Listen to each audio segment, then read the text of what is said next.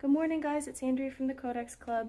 I am doing my Streams in the Desert Daily Devotional with Aoife and Penny. Welcome. And the verse for today is from Romans 4:17. It says, God calleth those things which be not as though they were. What does that mean? Why Abraham did this thing? Aoife, can you let me read it, please? He dared to believe God. It seemed an impossibility at his age that Abraham should become the father of a child. It looked incredible, and yet God called him a father of many nations before there was a sign of a child, and so Abraham called himself father because God called him so. That is faith. It is to believe and assert what God says. Faith steps on seeming void and finds the rock beneath. Only say what God says you have, and he will make good to you all you believe. Only it must be real faith. All there is in you must go over in that act of faith to God from crumbs. Be willing to live by believing, and neither think nor desire to live in any other way.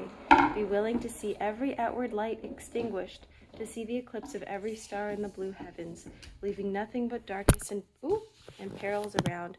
If God only will leave thy soul the inner radiance, the pure bright lamp which faith has kindled. Thomas C. Upham.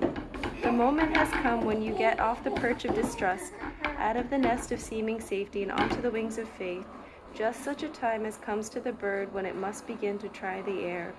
It may seem as though you drop to the earth, so it may seem to the fledgling. It too may feel very like... Aoife, don't... Okay.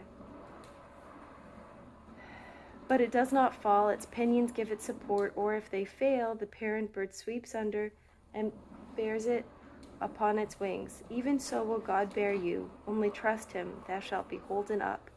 Well, but, you say, am I to cast myself upon nothing? That is what the bird seems to have to do.